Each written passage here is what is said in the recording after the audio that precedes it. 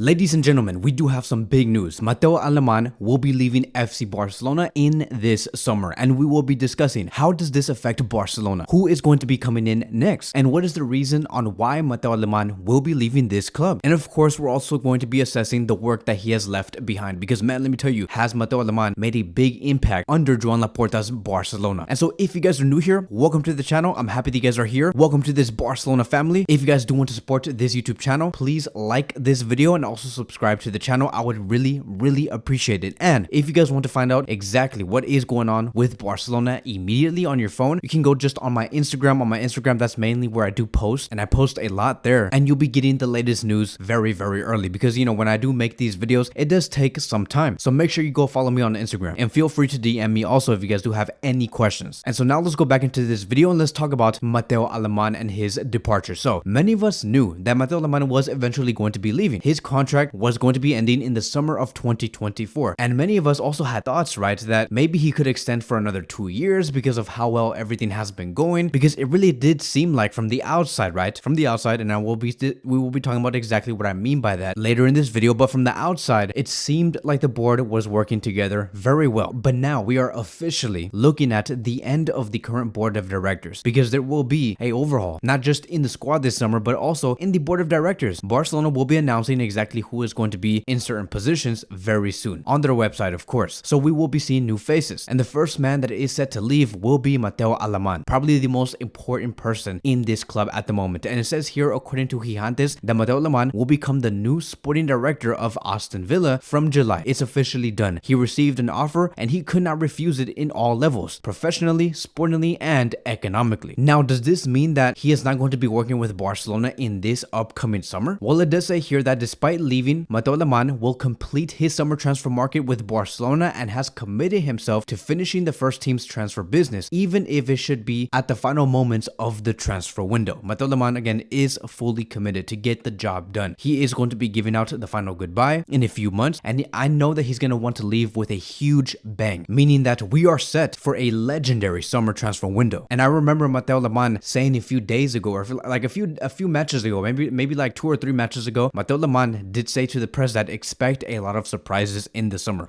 Barcelona is going to be very active. And remember, Barcelona knows exactly who they want to go for, who they want to sell, and what exactly is going to be the wage bill when they do have those players. They know exactly what they want to do. Now it's a matter of execution, and a matter of La Liga saying, okay, this is okay, we see what you guys want to do, go ahead and execute this plan. Now, if you guys are wondering why Mateo Alemany is leaving a year earlier than expected, well, money talks. It has been said that the offer coming from Aston Villa is like 4 times the wage that he currently earns at Barcelona, and so I understand that. I'm not going to be here saying that, you know, he should be denying money and just focus on Barcelona. I'm not trying to be like that type of person, right? Because when you're 61 years old, you want to get as much funds as possible. Mateo Alemany is looking out for himself, so it's okay. But in regards of his work, I think that he did phenomenal, in my opinion. Like the fact that Barcelona have been able and will be able, or if they want to, flip certain players, they can do that. Like they can flip Kessie. His value has increased. They can flip Rafinha, a player that we will be talking about in a different video. They can also flip Christensen, a player that they brought in for free, and now he's around the market value of 40 million euros. I think that it should be more, right? I think that his market value and his transfer fee could be 75 to 80 million euros if they wanted to sell this player. He has also handled the Dembele saga, which was held like a year ago, very well, right? The agent of Dembele was demanding a huge fee, a huge wage for his client, which was in this case Dembele, but Mateo Alemany stayed firm on his offer, and in the end, now Dembele is here and he's fully committed, and of course he is in this club in our own terms. They have also been able to flip Aubameyang and also a player like Memphis Depay, so he has produced many masterclasses at his time at Barcelona. Now, not everything was perfect, of course. Like with every sporting director, they are going to be making their mistakes. Like for example, Ferran Torres, it cost us 75 million euros to bring in this player. His value has only decreased. Eric Garcia, we brought him for free, but his transfer has not worked out very well. It seems like the future for him is very uncertain. Another player is Marcos Alonso, another player that did come into Barcelona for free, but is not producing great defensive work. The same thing can be said with Bellerin. I don't know what happened with Bellerin. He came in and he came out, right? They knew that they made a huge mistake once they saw Bellerin come in, and they're like, oh yeah, this guy is not good enough technically. Look at how he practices with the other players. Let's sell him to a different team. So not every transfer that Mateo Alemany has executed came out with a positive result, but overall, it has been great. This team has been reinforced. The transfers that we have made back in that time when Barcelona was in 13th place when Xavi took over, because of the transfers that we have made of Ferran Torres, Aubameyang, Dani Alves, Adama Traore, we finished off in second place thanks to our transfers. Now this season, we are in first place and with a huge margin between first and second place because of our transfers that we have made in the summer of 2022. We brought in Koundé, who played a very important role. Lewandowski also played a very important role. Rafinha, Christensen all played very important roles. And because of Mateo Alemany, we have been able to really dominate La Liga. So it's a huge loss, but I respect his decision. Like what I have said earlier before, he's looking out for himself. And the reason why he is leaving is because of that huge bag. You can say, no, Kevin, I think that Mateo Alemany is leaving because solely off of a sporting reason. I just don't think so. I think that there is still a huge mountain to climb at Barcelona. This Barcelona team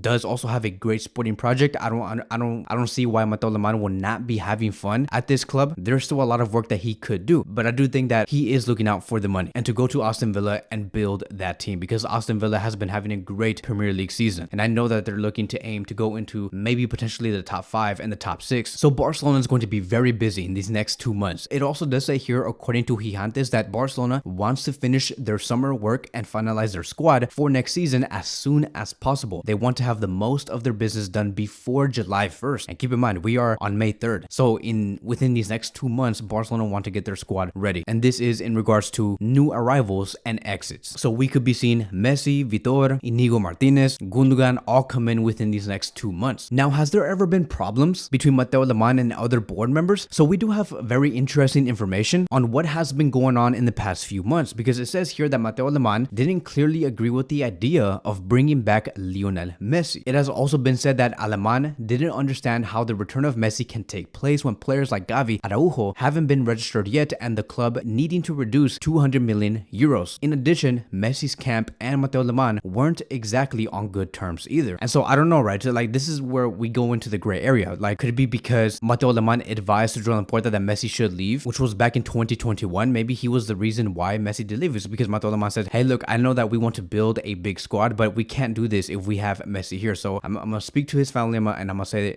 it straight to their faces that Messi should leave because we need to do other things. So maybe that could be a reason why the camp of Messi and Mateo Alemany do not have a good relationship. And so the fact that Barcelona are now trying to achieve the signing of Messi again and Mateo Alemany yet again still disagrees with this move, I hope that Barcelona knows what they're doing. I hope that they're not putting the club at risk, whoever else is working around Mateo Alemany. And I don't want them to sacrifice maximizing their squad only to return Messi back at Barcelona. I really don't want to see that, because look, in my opinion, and I have always said this through my channel, we always need to place Barcelona first, no matter what, regardless of the player. I'm a big fan of Messi and him returning back to the club because it's going to be very romantic, right? But in the end, I want a very competitive squad, a squad that can compete for the treble. Messi at the club does not guarantee a treble season, because if that was the case, if Messi did guarantee us the treble season, we probably would have won the treble like 6 times in the past 5 years. Like we had Messi between 2016 and 2020, and look what ended up happening. So we have to, and I would assume that we put the squad first and to continue to build a competitive team. And so there has been other disagreements. It does say here, according to multiple sources, that Mateo Alemany didn't also exactly agree with the idea of extending Busquets and Sergio Roberto's contract. His idea was to bet on younger players. Mateo Alemany also said that he was in favor of Frankie's exit last summer because of the amount of funds he could bring in. However, Joan Laporta wanted the player to stay. I think that's the only L Mateo Alemany took, was the fact that he wanted Frankie out, because look at who Frankie is today. It has also been said that Mateo Alemany didn't fully agree with next season's planning nor arrange a competitive team within Barcelona's salary margin. Mateo Alemany and Jordi Cruyff were also not too satisfied with what happened between some board members in recent weeks. Like for example, Jared Romero did state that there have been times when some people wanted something and the board of directors said no, they are in charge. And so there was a lot of headbutting, a lot of tensions, a lot of disagreements, and maybe this could be maybe a small factor on why Mateo Alemany is also going to be leaving, and maybe he is also going to Aston Villa because he does see himself having more creative control and join Unai Emery and really build a strong competitive squad at Aston Villa. So I do wish him the very best, and I hope that he does have a legendary, like I've said, a legendary summer transfer window this year, because Barcelona really do need it. So in terms of who is going to be replacing Mateo Alemany, we do have 2 candidates, Antonio Cordon and also Deco, a Barcelona legend. Now, I'm not going to be speaking on Deco too much because I am really actually a fan of Antonio Cordon and who he is and what he has been doing in his career. Like the work that he has done with Villarreal has been amazing. He signed players like Santi Cazorla, Godin, Vieto, Gabriel Paulista, Antonio Valencia, and now Villarreal is one of the best teams in Spain, and he is the reason on why Villarreal years later were able to go into the semifinals of the Champions League because they have beaten teams like Bayern Munich and they continue strong in La Liga. He also built a great team with Real Betis when he took over back in July 2020 as the director of football. Before him, or a season before him, Real Betis were in 15th place in La Liga, but after 2 full seasons working with Cordon, he helped them qualify for the Europa League, and he helped on bringing players like Miranda, Rui Silva, German Pesea, and Luis Felipe. And the last very interesting thing that he has done, which is the thing that does get me excited the most, is that he was also the sporting director of Monaco. And throughout that time when he was there, he was the one that convinced Monaco to go after Kylian Mbappe. And they later sold Kylian Mbappe to PSG for 180 million euros. So I don't know, if we bring this man in, can he maybe seduce Kylian Mbappe again? And also to Barcelona, that they should bring in Kylian Mbappe in the future, maybe in 2025, maybe in 2026, who knows? And overall, he helped Monaco restructure the club and help them win the Ligue 1 title back in 2017. So this man knows what he's doing. I would love to see this man work at Barcelona and see what he could do. So that is going to be wrapping up today's video. Thank you guys so much for watching, and I will see you guys in the next one.